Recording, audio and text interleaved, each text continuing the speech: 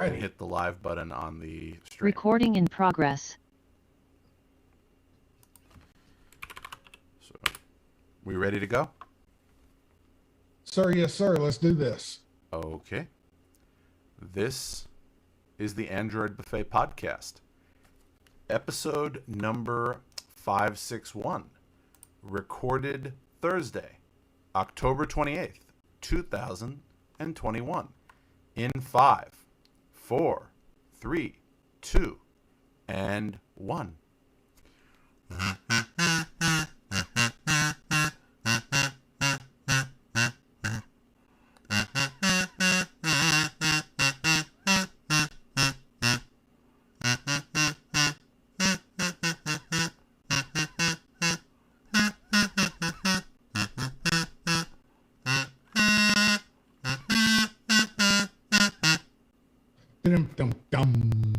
Welcome to another exciting episode of the Android Buffet Podcast. Now, not skipped. Well, I was here last week. Where were you? I was in Vancouver. Yeah, you had all the fun. I got bought and sold like a head of cattle.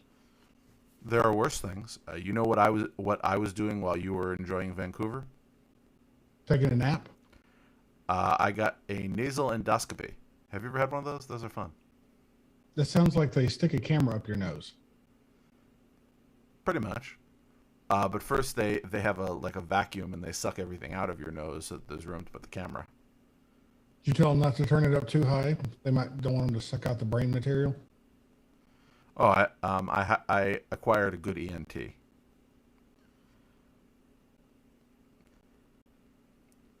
I've been having some sniffling for a long time, so I decided to seek the services of a professional to get some advice. And did it work? He is actually unable to diagnose my chronic problem because of my less chronic problem. He found a sinus infection, so he can't diagnose the chronic. Maybe that is your chronic problem. If so, I've had a sinus infection for over a decade. Maybe it's antibiotic resistant. We'll see, but he gave me antibiotics, so I have to see him after that's run the course, and he'll try to figure out the long-term problem. Either way, I don't really like it when people stick things that far up my nose. It's not fun. Especially when there's a camera involved. And I didn't even get any shots for my wallet. Okay. I was joking. That was a humorous attempt. Humorous. Yeah. But I did do some other things. My employer insisted I return to the office for the first time since last year. Was that fun? Well, today was my first day in the office, and they insist that I go in once a week. By my estimate, there were 4 people there at peak. By the time 3 o'clock rolled around, there were 2 people. And none of these people had any reason to interact with me. So all the people who I interact with are not coming in on the same day as me. My cubicle... Your work is so weird, man. Well, no. They determined that my cubicle, which normally houses more than one person, is only rated due to new restrictions for single occupancy. So the person who I work with the most, who happens to have their desk on the other side of the same cubicle, can't be there at the same time as me. Like I said, your work's weird, man. Many works are weird, but again, even I find this one weird. But I did do some productive home automation things. Ooh. Yeah. For example, it's been at least 2 months now because I know I've complained about it a few times. The smart light switch that I installed that controls the light in my bedroom was not switching. So I had the new switch sitting here, and I've been meaning to replace it, and I finally got fed up and replaced it one day. There are 2 reasons why I dislike doing that. Number 1, of course, being I hate playing with electricity in general, but I have trouble with all the wires because all the boxes here are pretty shallow. And also, the line to my bedroom, oddly enough, covers half of my living room and my bathroom. which means a large percentage of my apartment is on the same breaker, which is probably, objectively speaking, a bad thing. Actually, definitely, objectively speaking, that's a bad thing. But while I certainly am willing to replace a light switch every so often, I really do not want to deal with rewiring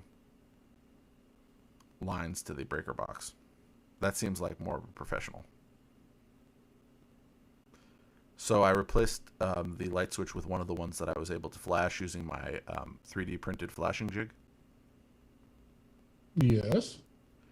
So it's a dual fan and light switch with a dimmer. So not only does it have Ooh, that's fancy. not only does it have a dimmer for the light, it has a adjustable speed fan controller.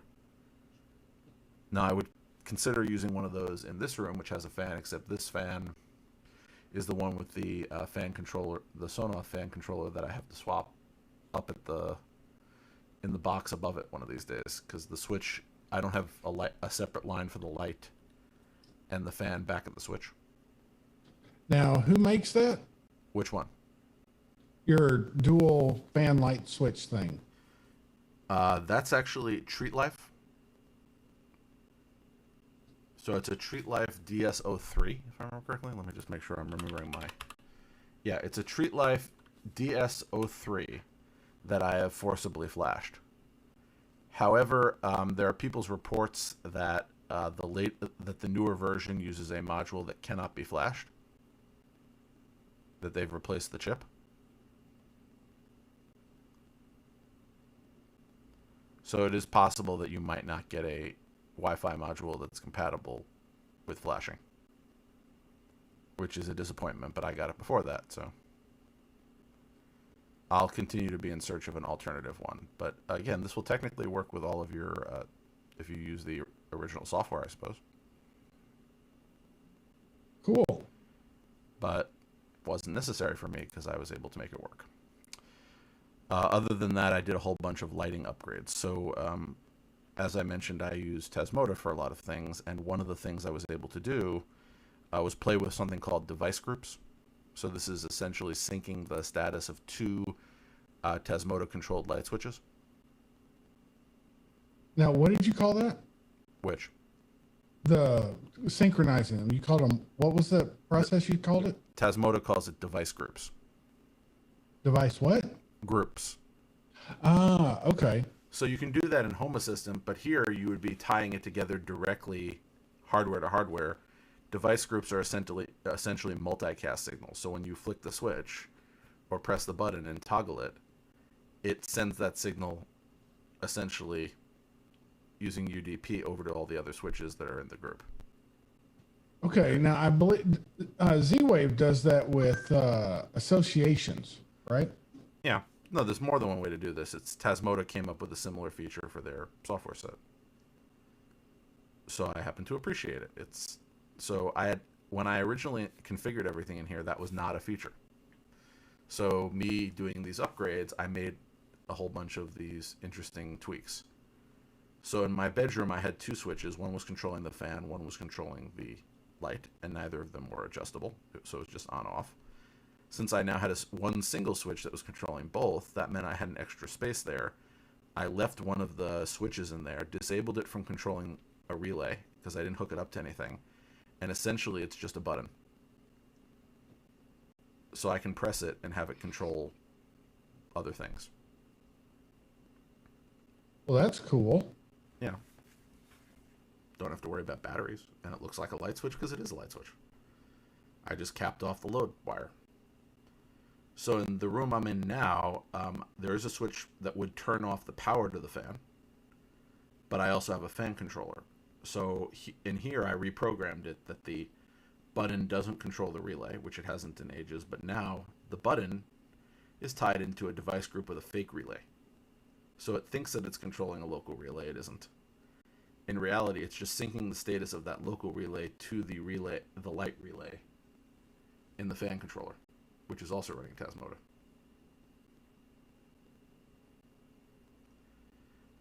And because I made some other little modifications, I also have a double and a triple tap configuration. So single tap controls the fan, and the double and triple tap actually controls the individual two hi-hats I have in the ceiling.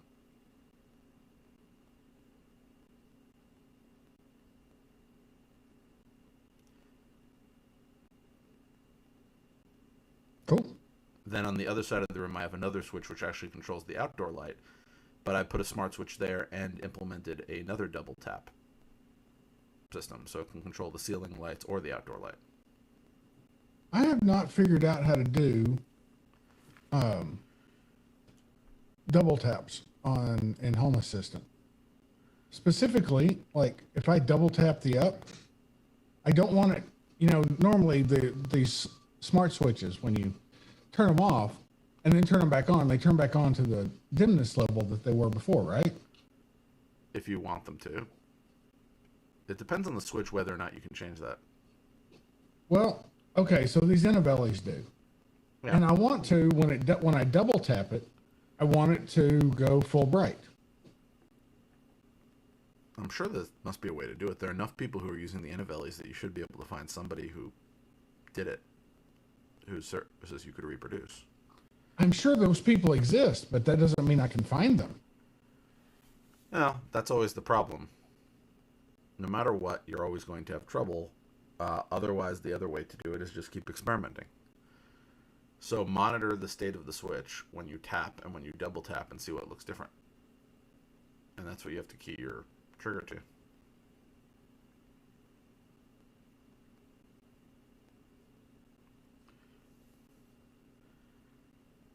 I also finally fixed the dimmer switch in my kitchen. And because I got all these dimmer switches working again, I upgraded my light bulbs from 800 lumens to 1600 lumens.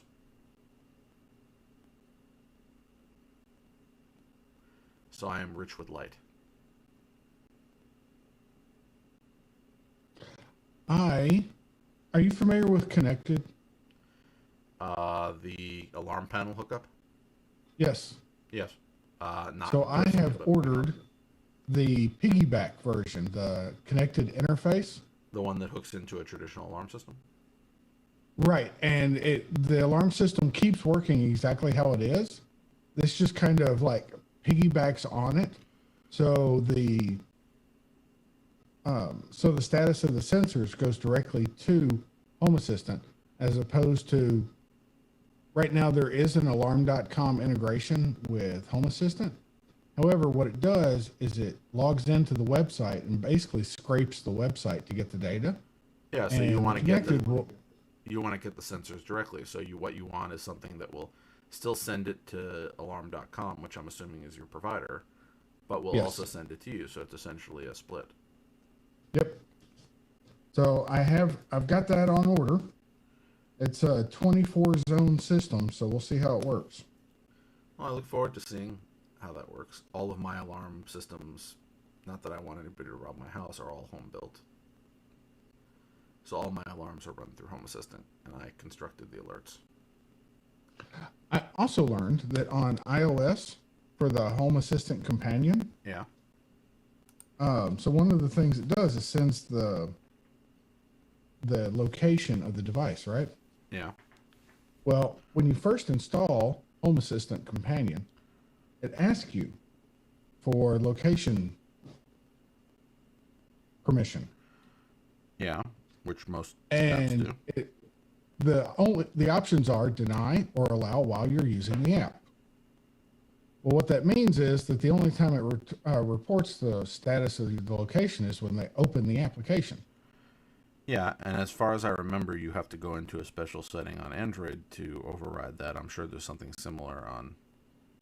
On iOS, you need to go into the settings, the settings, and look for the app, and change it from when using the app to always. Change that permission. Yeah, it's the same But thing on there's not Android. the option to do it when you first set it up.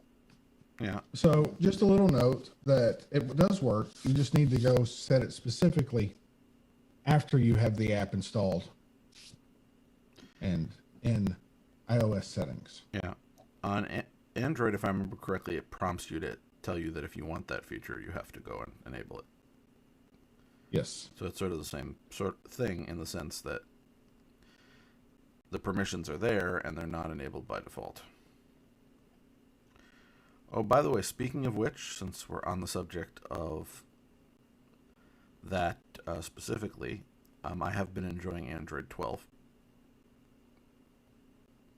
You got Android 12? Did you upgrade your phone? No. I just asked it if it was available, and it gave it to me. Interesting. I've been enjoying it for several days. I like the new design.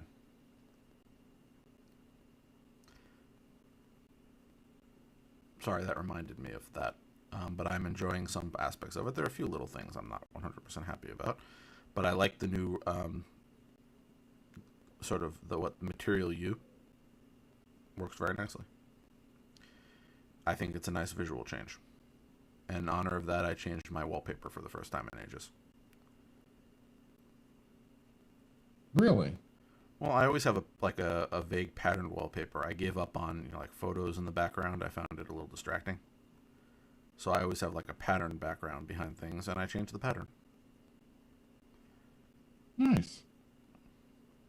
I thought so. And the widgets updated and everything else updated, so it looks nice. And that's actually the first question I was going to ask you. So the first thing I know is no, you did not upgrade your phone yet. Ooh, there's a system update available. Oh, by the way, Daryl has joined us on the stream and has commented that he decided to do his alarm system the old school way. He bought 2 Belgian Melanois pups, and the new programming is going well. He did what? Is that the way that you pronounce that particular breed of dog? Belgian. They're Belgian Melanois. It's Melanois? Okay, well, dog isn't my thing, I admit. So they're like, okay, so you know what a German Shepherd is? Vaguely. Okay, big dog, right? Yeah. Guard dog, kind of aggressive. Yeah. Suspicious. Okay, imagine a dog like that, but continually feed them crack. Belgian Malinois are nuts. Whenever you see videos of like dogs jumping like 47 stories in the air or 47 feet in the air, or doing stuff that you just go, how is that even possible? It's normally Belgian Malinois. And they are the crack addicted cousin of the German Shepherd. And apparently Daryl has acquired 2 of them. He's a brave, brave man. Good luck. And seriously, good luck. Have fun. As I said, I'm old school. I like a good old-fashioned Home Assistant implementation that notifies me when something's happening. I've always been more of a DIY type person anyway, at least in that regard. So a few other things in regards to Android 12. Again, I mentioned that. I mentioned some of the other things. I actually find one thing. They redid the whole, those little tiles on the notification shade. And there's actually now a GPay tile. So if I had multiple things, credit cards hooked into Google Pay, I could just go in there and toggle it. And it still has another one for you to go into the device controls, which used to be when you held down the power button. They moved them in there. So now the power button has emergency, lockdown, power off, and restart. And a payment option. No, not anymore. Oh. The payment option is now a tile. So they moved the payment option and the device controls into tiles. While I sort of liked it in the power menu, I could understand why they might think it didn't belong in the power menu. However, if they thought it didn't belong in the power menu, why did they originally put it in the power menu?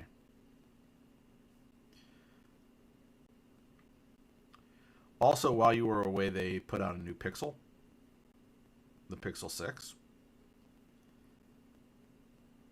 I assume, Jerry, you are not buying one. That's correct. I'm really happy with my Pixel 5. I just have that battery issue that's been annoying me where it seems to drain faster than I would expect it to. And I still haven't figured out why. But One of the things that I thought was interesting is one of the features that they showed for the new Pixel 6 is the ability to erase people from photos. Ah, yes, the so-called magic eraser. Yeah. So let's say that I take a picture and in the background is some strange guy named Jerry Jones and I don't want him to be there. I can just erase him as if he was never there. I have seen that it even works. Okay, so all of the demos for that work on erasing people from background images, right? Yeah, I assume it erases other things, that it just essentially tries to hide it using algorithm. I have also seen it like this guy had a cut on his forehead. He erased the cut with the magic eraser. Makes you wish you had one of those things in real life, right? Right? Yeah. Anyway, they also tried to improve photography for people of color because they did realize that this was a problem with many of their algorithms that they didn't test with various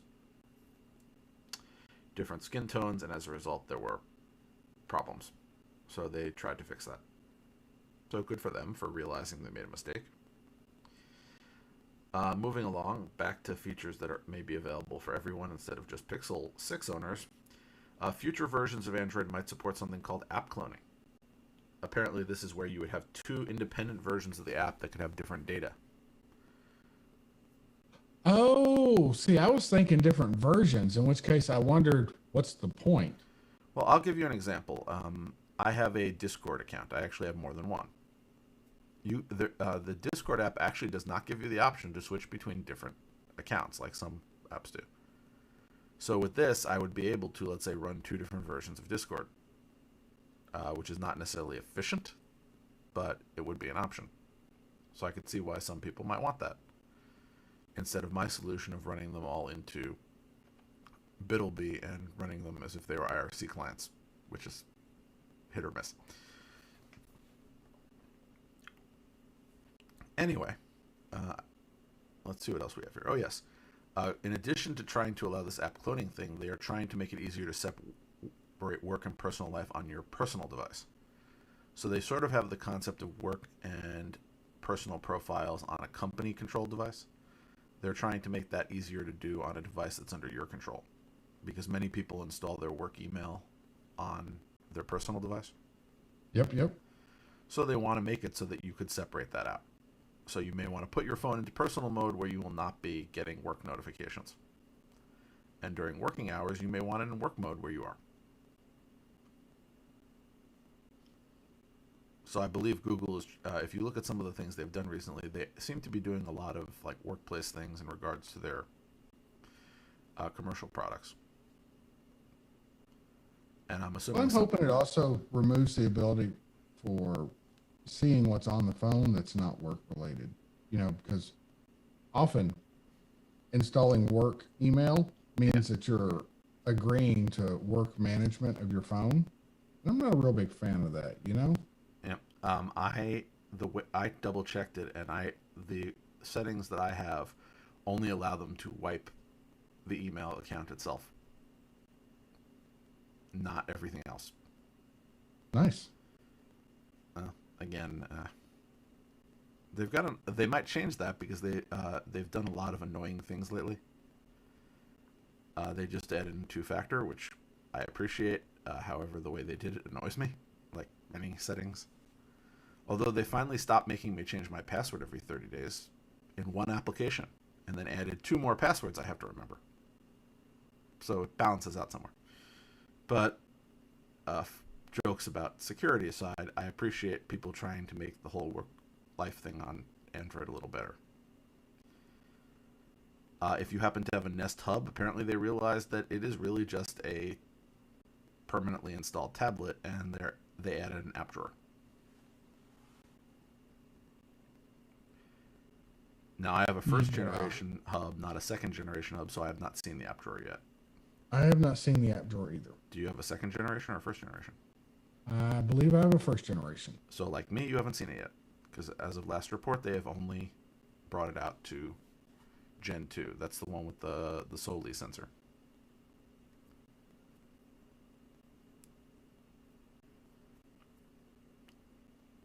If you liked the idea of Chrome apps, apparently they are being phased out. Now, this means that like stuff you get from the App Store. This isn't the where you create a shortcut from a website Yeah, and it turns it into an that's app like. that's a progressive web app that's not being discontinued. Although admittedly, Okay, so Firefox no longer supports it, which annoys me. But they're phasing out the whole idea of an actual Chrome app. excellent. Yeah. I mean, not excellent, but okay. Well, I read a part of a book on the idea of these progressive web apps, and there's a lot you can do with them. And then there are all those people who use Electron, which annoys me. You're familiar with Electron? I am. Okay, I don't sort of like the idea of trying to package your website as an app, but as opposed to just either writing an app or writing a web app. Well, I'm simplifying the problem, but there is a text editor that I use, Visual Studio Code, yeah. and that's an Electron app, and it's kind of awesome. Yeah, as I said, I just think it's sort of a dodge the way that it's designed, but again, there are some things that work that way. And as an added bonus of them writing Visual Studio Code as an Electron app, Yeah. it becomes easy-ish to embed Visual Studio Code as a text editor in pretty much any website. Which can be helpful. Yes. I have some more good news for you, Jerry. Ooh, I like good news. Telegram has reached 1 billion installs. That is not good news. It is if you like Telegram. I only use Telegram for one money thing. from the installs, then it's good news. I only use Telegram for one thing. It has a really good API for integration to Home Assistant, so it's how I get Home Assistant interactive notifications. Can't you do that with the Home Assistant companion? Not from multiple Home Assistant instances in multiple locations. Ah. Remember, Okay. I have the one in my apartment. I have the one in my family's home upstate that I was hiding in, and I used to have the one in Florida until it was taken offline by renovation and still has not been reinstalled. That was the renovation that my parents, when they left to come back to New York for a bit, they found somebody who was doing renovation down the hall and asked, well, could you like paint the apartment, remove the 70s fixtures from the previous owner and fix the floor? And that person said, yeah, it can be done by July. It's now October. They are not done. My parents are a bit annoyed for obvious reasons, but I'm supposed to go down there in a few weeks and reinstall the internet equipment, and there's no floor. Also, at last report, the bed that I sleep in when I am down there was on their balcony. That can't be good. They needed to store it somewhere. And apparently they Yes, put but weather. I cannot tell you. I saw a picture and it is not covered. This is just the frame. Not a good sign. This is just the frame. Apparently the mattress is somewhere else. Ah, okay. But I have no idea. So if I do go to visit, hopefully there's a place for me to sleep. I will not be spending the winter down there because now I have to go to the office. Which I can live with, but I would like to go down there for a few days when it's cold here and enjoy it. So either way, that's 3 Home Assistant instances that have to communicate with me. Okay. And then I understand. Well, this is one of those comments that I sort of made as a potential feature, that there are other people than me who have more than one instance running. There should be a way for the instances to communicate. So I should be able to say to one instance, send a message to the other instance to generate the notification. And I do a few things with where I sync different Home Assistant instances. For example, the one in my apartment does my location tracking from the Home Assistant app. But I send that information to my MQTT broker in my apartment, and then I use, you can essentially sync messages on multiple MQTT brokers, and I sync certain topics, including my location, to the other instances so that they know they can get it without having to get pulled by my phone. So I do a few sync items, but not everything. And I didn't quite figure out how to just do a simple, moving notifications around. Telegram seemed easier. I'm sure it is. Well, and more than one person can subscribe to the notification bot. Anyway, moving along. If you are a Google Chat user, you can now mark messages as read or unread.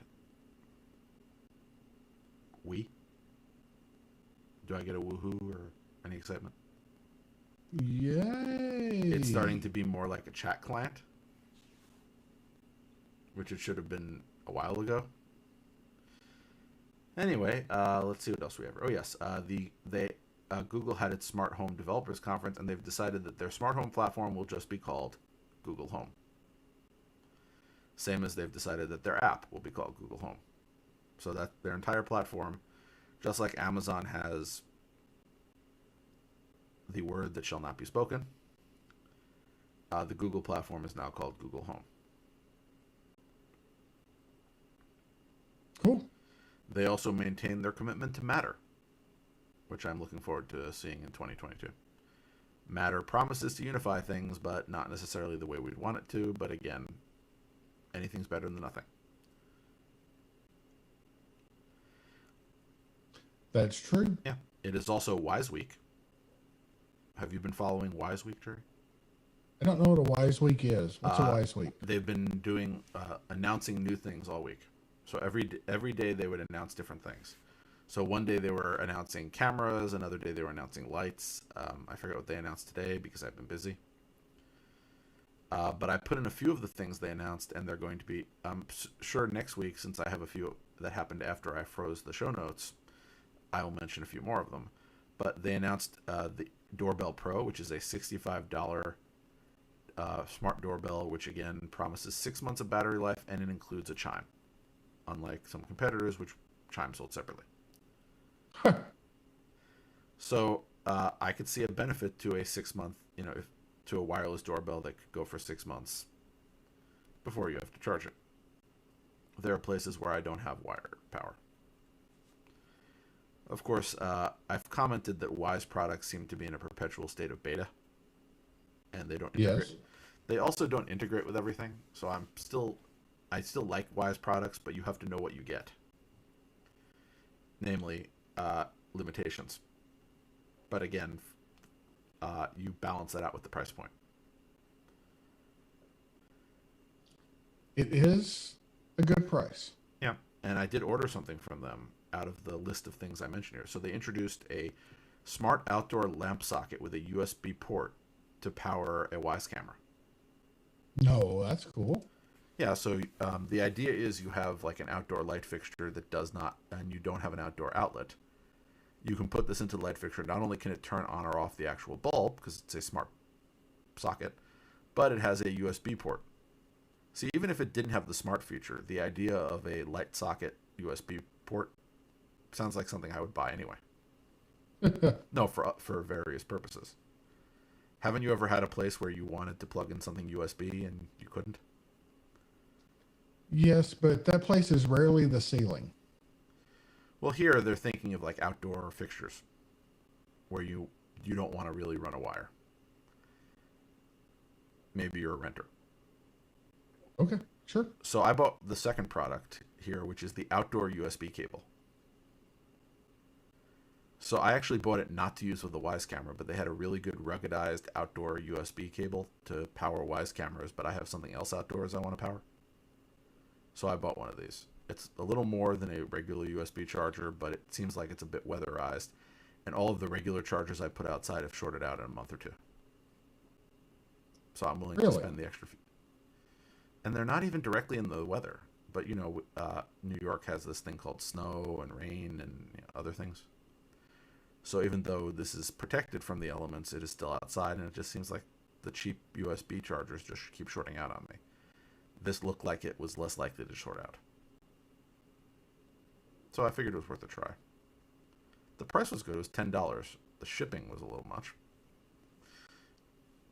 For a box that small, I would have expected lower in shipping. But anyway, they also introduced a solar panel. Ooh. So I guess they're using that funding that they got. But either way, as I said, I have issues with the performance sometimes of Wise products, but I think they are generally good products. And am hoping that they improve the other part of it. Also, their ads this week have been somewhat amusing. So if you do get a chance to go on YouTube and watch some of the product announcement ads for their products, I found them rather amusing. In a sad note, since Jerry, I know both you and I use Roku, the YouTube app will be leaving Roku on December 9th.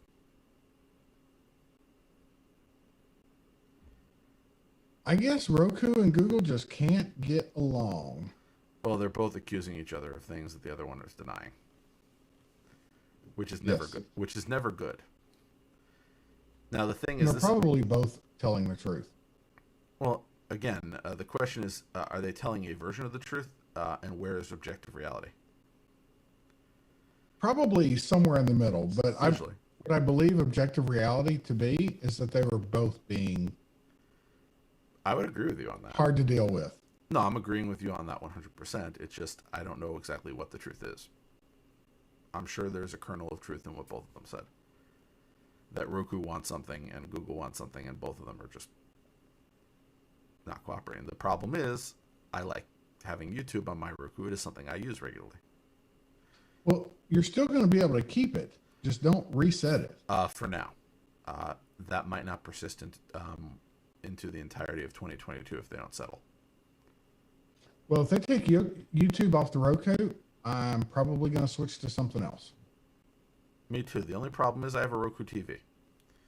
Which I said to before I bought the Roku TV, I said to myself, I'm not buying anything with a built-in OS because then I can't upgrade.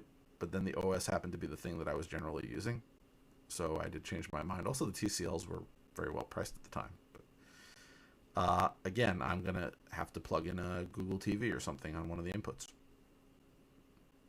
Maybe that the $14.98 Walmart on Android TV that I got when it was on extreme discount.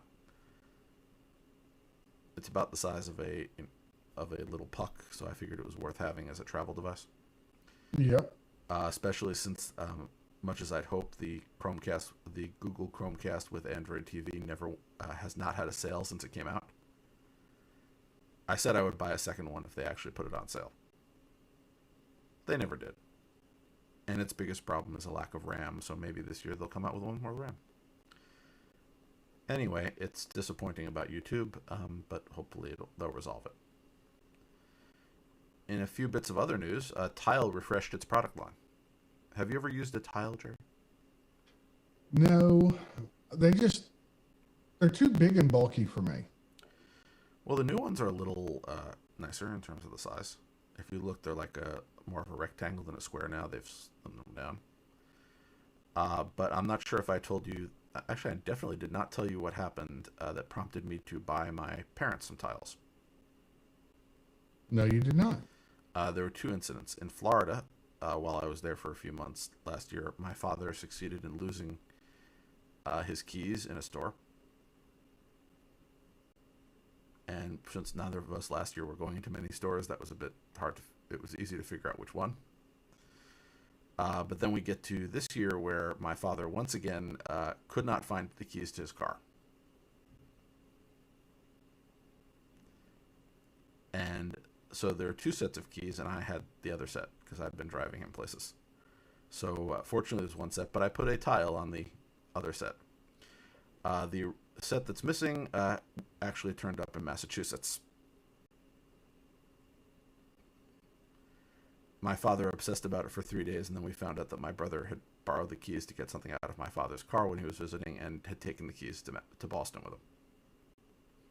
So we would have known this had I had a tracker on the keys. So as soon as they come back, since my brother said he'd bring them the next time he comes to see me,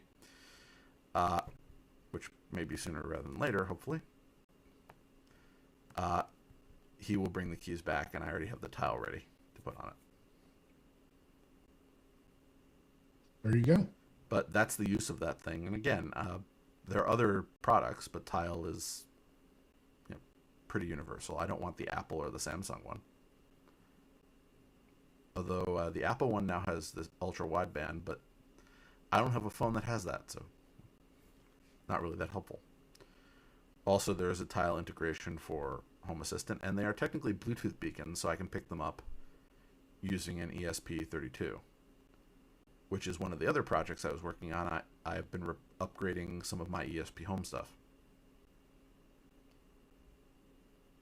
Upgrading? Well, New devices or new firmware? both. So I used a lot of ESP8266 is running Tasmota. I'm switching the sensors over to ESP Home. And in some cases, I'm swapping over to the ESP32 because that includes built-in Bluetooth, and then it can sense Bluetooth devices around it. So strategically, I'm doing that. Also, it has a little more memory. It is a little more expensive, but that's why I'm not doing it everywhere. So I would be able to detect new Bluetooth devices and whether or not they're present. So another option. Oh, I almost forgot about Cough Home Automation. Cough? Cough. What? I believe Cough. Kauf. Oh. So this is the guy's name is Kaufman, and he sells the Cough Smart Plug, as well as the Cough Smart Light Bulb that are running ESP Home.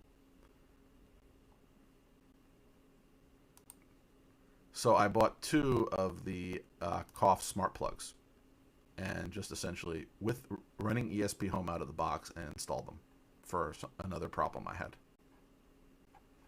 And apparently, this guy is, according to his website, which is Kauf, Kaufha, he's apparently a patent attorney during the day and a home automation enthusiast on the weekends. So I spoke to him briefly, and apparently he is working on getting a shipment of BR30s flash with ESP Home, which I would be interested in getting some of. What's a VR30? A BR30.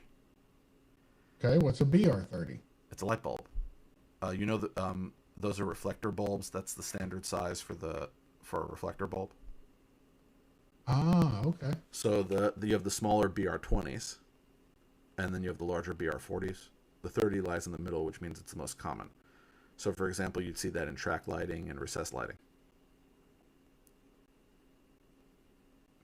A lot of people aren't using the BR or the 30 or 40 in their recessed lighting because they've switched over to the retrofit kits. But if you have a screw-in bulb in your recessed lighting, it is probably a 40 or a 30. Very few people put a 20. I wonder if you run into signal problems because those cans are normally made of metal. I don't know, but he apparently is working on getting a shipment, and he sells them through Amazon. So I found him, and I found previously At Home Tech, which also does Tasmota or ESP Home flash devices, and they do light bulbs as well.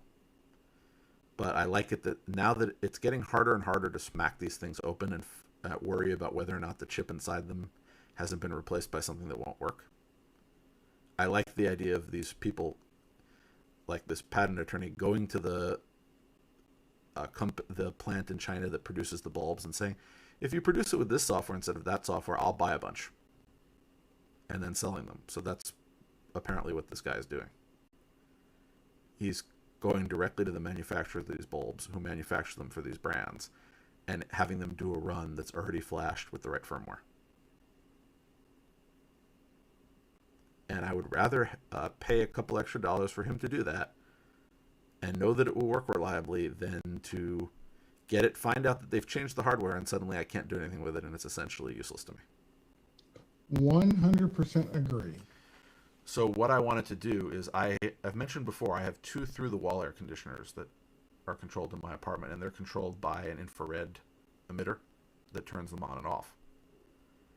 The problem is you can't really get status on whether or not they're working or not. So Right. sometimes it sends the signal and it turns it on and off, and suddenly it went back to off. But the system doesn't know that to send the on signal again. So I wanted to put a smart plug that had energy monitoring in between the wall and the air conditioner so that I would know when it was drawing power, so I could essentially know when it was on.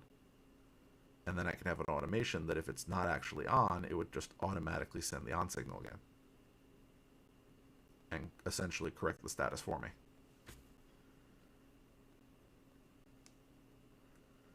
Also, there were a few odd times when the automation, when I restarted Home Assistant and it somehow triggered the air conditioner, so I'd like to shut off so that I'm not having my air conditioning running when I'm not here. So I figured it was a nice little tweak.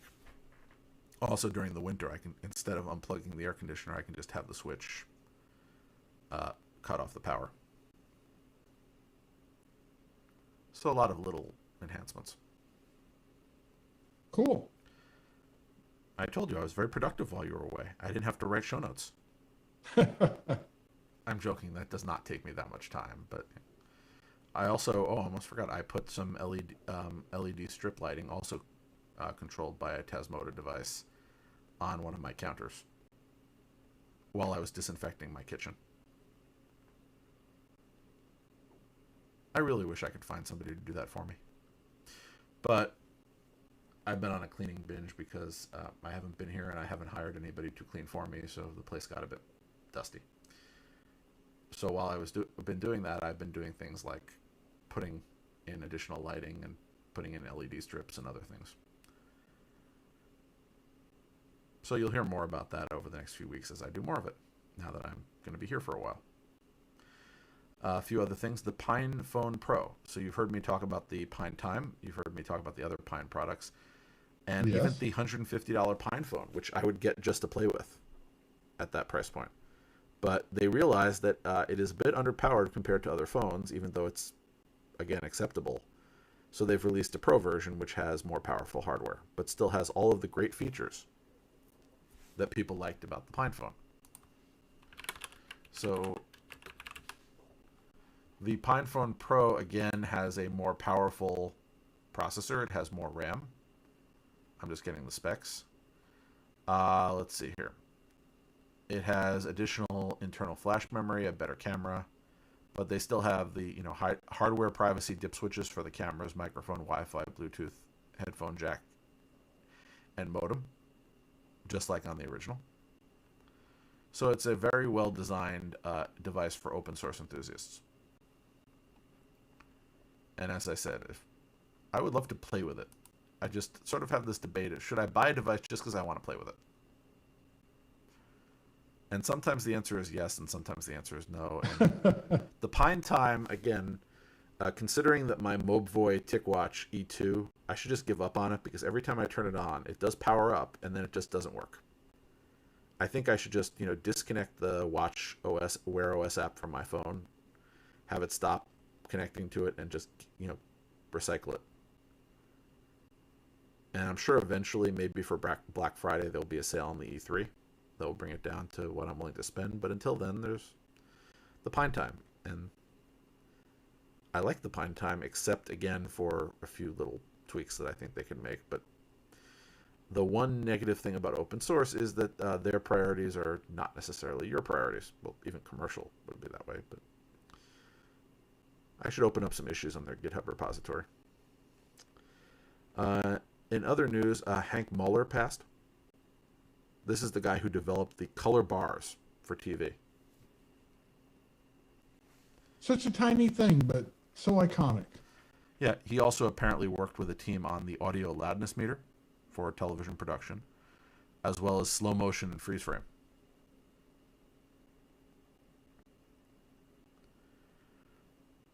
But, whenever somebody, of a technology nature passes, I sort of like to mention it. Occasionally I mention other people, but I do often mention those.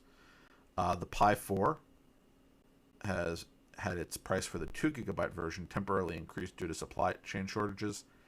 And in order to compensate for that, they have reintroduced the Pi 4 1 gigabyte version. They have said that once the supply chain shortages dissolve, they will try to get the price back down again.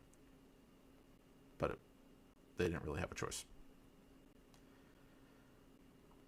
So I do sort of appreciate, them being very open about that. I appreciated it the same way when Wise said it, that they felt that they had to raise the price of the item due to supply chain issues, and that they wanted to try to bring it back down after that was resolved. That doesn't mean they'll do it, but I appreciate that they said it that way.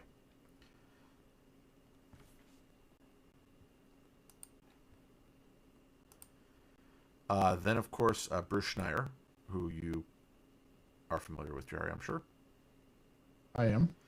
had quoted an interesting article, and I follow his blog on why multi-factor authentication doesn't always solve your problems. So, Yeah. so he sort of quotes this story from somebody else where an organization had been hit by ransomware, and they were still recovering nearly a year later, and it was embarrassing because his most trusted VP let the attackers in by approving over 10 different push-based messages for logins that he was not involved in. When he was asked why he approved logins that he was not actually doing, he responded that the IT told me I needed to click on approve when the message appeared. Yep. So this individual was not told by IT why it was important to only approve logins they were participating in, and therefore eliminated the effectiveness of that security feature. And yeah, and I mentioned earlier that my employer implemented two-factor authentication. They didn't need to explain to me why it was important. However, I commented before the story that I just found the way they did it annoying, but ultimately speaking, every so often I have to go to my personal phone and hit approve. I have to do that like 8 times a day. Well, that's sort of the annoyance. I sort of like the remember this for a couple of days before they ask me again. Also, the fact that I'm using my personal device to approve my work stuff always bothered me. It puts responsibility on me that I don't necessarily need to deal with. Anyway, 2 other things that I found this past week. Peter Scolari passed away. Wasn't sure if you've heard of him, Jerry. I've not heard of him. He was an actor who had a very long career. So every time that happens, when I happen to notice it, I sort of mention it. I was a fan. Anyway, in one final story, apparently, despite what the governor of Missouri says, viewing HTML code is not illegal, nor is it hacking. So this was a story where the government website was sending the teachers' social security numbers in full In HTML but encoding. in the HTML. So if you didn't look at the HTML, you wouldn't see it. Yeah, but it is still a security thing, and it still should have been reported, and it was not Oh hacking. yeah. Yeah. And whoever did that needs to be fired. Yeah, but the response of the governor was to suggest that this was some sort of bad thing to be doing, which just shocks me. Admittedly, we do not necessarily expect that the governors of states be technical people, but we would assume that they have somebody who would tell them, no, that's not the case, before they say something stupid. But, again, that's not a guarantee. I would expect that the government was paying people to develop a thing, and they did not get what they paid for. Yeah, which is what the governor should have said. They should have said, we thank this person for noticing this, and it is unacceptable, and we'll fix it. That is what a leader should say. Not, we think this person was hacking because they actually figured out something that shouldn't have been done. By the way, by that definition, I hack all the time. You're an evil, crazy Russian hacker. Do you view source on web pages all the time? Not all the time, but frequently. Well, I'm not saying every day, but I'm saying regularly I do look at source code. I've done some weird things in that regard. I remember when a site wasn't working, I remember looking at the source code and trying to find a way to get directly to the thing that I was actually trying to get to. But which was as close as I could say to hacking it. It was more just trying to figure out why is this thing not working, because clearly the developer of it wasn't fixing it. But so anyway, we have more next week. I already have stories for next week, since you know that Yay! once the show notes have gone out, they are not amended. All right. So you know exactly when I stopped counting, and I could have squeezed some more things in here, but I figured once you've gotten down to 4 subsections and what, like 20 stories, if we went any longer, we'd go past the hour mark. So we will talk about some of the things that happened on Wednesday next week. Excellent. I'm looking forward to it. I am too. I missed you, Jerry. Oh, Remember, there's nobody I would at the moment rather podcast with because you're the only person I do a podcast with at the moment. did you know that I was bought by a podcasting company? You've gone into indentured servitude? Yeah, pretty much. I didn't know people could be bought or sold. Well, I was.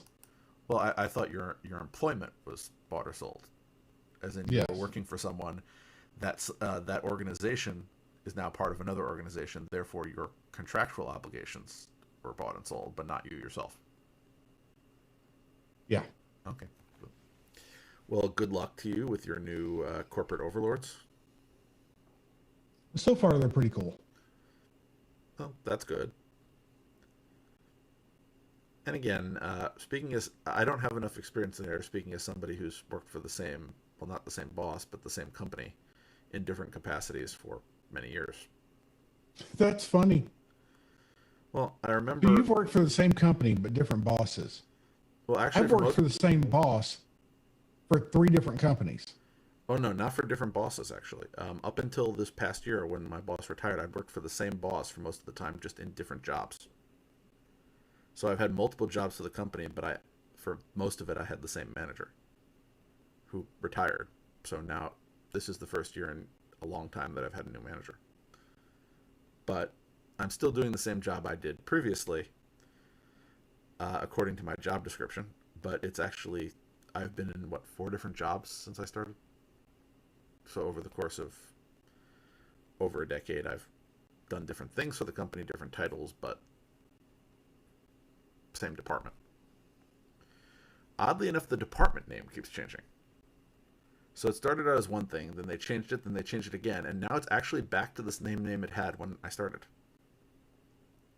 But it's now the subdivision of a new department which has a different name.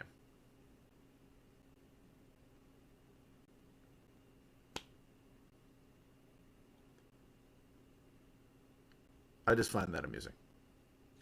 I understand. I didn't change anything, but everything changed around me, and then it changed back. Then they decided to change what they call the people who engage with us. You know, some people call them customers. You've heard that term. Yes. They Yes. decided to, for 2 years, they decided we weren't going to call them customers. Now we're back to calling them customers. But we're not the only company that does that. You know, if you look at IKEA, they refer to their employees as coworkers. If you go to Disney, they refer to their employees as cast members. That's true. So I don't know. It's just, again, nothing changed for me, but I just have to learn the new lingo. I get used to not calling them customers. So now I have to go back to correcting myself and calling them customers. Anyway. Shall we wrap it up? Well, maybe I should rebrand you. Maybe what's an alternative word for co-host? I don't know. We'll think about that for next week.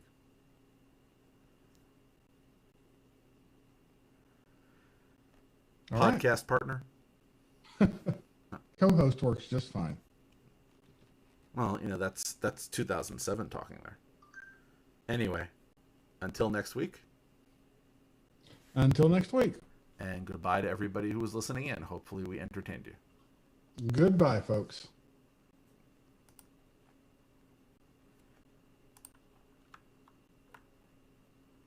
Recording stopped.